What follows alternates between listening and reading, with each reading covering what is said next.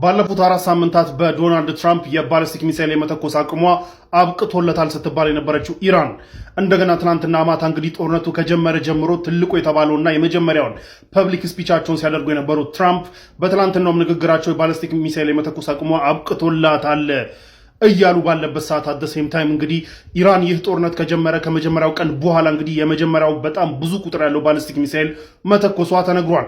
ትራምፕ ፐብሊክ ወጥተው ፊት ለፊት ኢራን መተኮስ አትችልም እያሉ ባለበት ሰዓት በጎን ግን ብሬኪንግ ኒውስ ተብሎ ትልቁ ባሊስቲክ ሚሳኤል ቁጥር ያለው ባሊስቲክ ሚሳኤል ወደ እስራኤል ተተኮሰ የሚል ሲታይ ነበረ።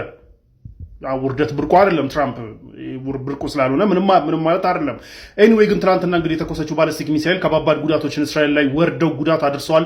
አብዛኞቹ የተተኮሱት ባሊስቲክ ሚሳኤሎች እንግዲህ ሆራም ሻርፎር የሚባሉት የሚበተኑት እንደሆነ ነው እየተነገረ ያለው። ሰው ወርደው በጣም ብዙ ህንፃዎች ላይ ምናምን ከባባድ ጉዳት እንደደረሰ ታውቋል።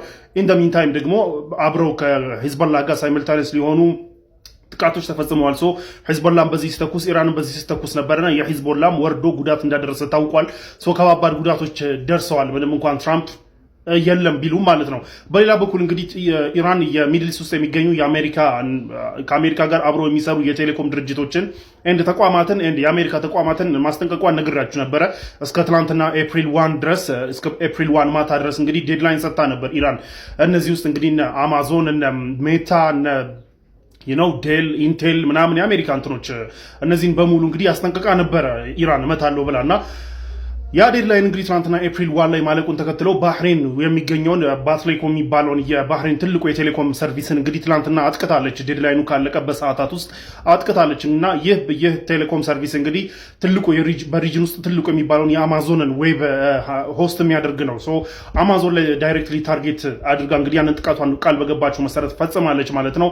በሌላ በኩል የእስራኤል የአየር ኃይል እንግዲህ ትናንትና የኢራን የፎርመር የቀድሞ የውጭ ጉዳይ ሚኒስቴርን የግድያ ሙከራ አድርጎ ነበር። ከማል ይባላሉ ሰውየው እዚህ ጋር የምትያቸውን ሰውዬ እኒህ ሰውዬ እንግዲህ ከኦፊስ ከወጡ ቆይተዋል። የኢራን ባለስልጣንም አይደሉም። በፊቱ የቀድሞ የፎሬን ሚኒስቴር ናቸው። ሪታየርድ አድርገዋል። ነገር ግን ሰሞኑን እንግዲህ ኢራን በፓኪስታንና ከቻይና ጋር እንግዲህ ኢኒሼቲቭ አለ ከአሜሪካ ጋር ድርድር እንዲካሄድ እና ያንን ጉዳይ እየመሩ ያሉት እሳቸው ነበሩ። ድርድር እንዲካሄድ ከፓኪስታንና ከቻይና ጋር ኮኦርዲኔት እያደረጉ ድርድሩን እያመቻቹ ነበር የነበረው። ምንም አይነት የጦርነትም የምንም ዲሲሽን የሚሰጡ አይደሉም። ፎርመር የቀድሞ መሪ ናቸው። የቀድሞ ውጭ ጉዳይ ሚኒስቴር ናቸው። አሁን ሪታየርድ ናቸው። ነገር ግን የዲፕሎማሲ አቅማቸውን የዲፕሎማሲ ልምዳቸውን በመጠቀም ይህ ድርድር እንዲካሄድ የተቻላቸውን ጥረት እያደረጉ ባለበት ሰዓት ሰላም የማይወድላትና ድርድር ከተደረገ ሰላም ከወረደ የሚያሳክካት እስራኤል እንግዲህ እሳቸውንም ለመግደል ትላንትና ሙከራ አድርገው የነበረ ቢሆንም ሰውየው ሳይሞቱ ህይወታቸው ተርፏል። ጉዳት ደርሶባቸዋል፣ ግን ህይወታቸው ተርፏል። ይህም እንግዲህ እስራኤል ምን ያህል ሰላሙ እንዳይካሄድና ድርድሩ እንዳይካሄድ ምን ያህል እንደምትፈልግ የሚያሳይ ነው ተብሏል ማለት ነው። ለማንኛውም ዶናልድ ትራምፕ እንግዲህ ላለፉት 4 ሳምንታት ትዊተር ላይ በወጡ ቁጥርና ማይክ ባገኙ ቁጥር የኢራን ባሊስቲክ ሚሳኤል የመተኮስ አቅም አብቅቶላታል፣ ተሸንፋለች እኮ ኢራን ቢሉም እስካሁን እየተኮሰች እንደውም የተኮሰችበትን ብዛት ትናንትና ጨምራ አሳይታለች።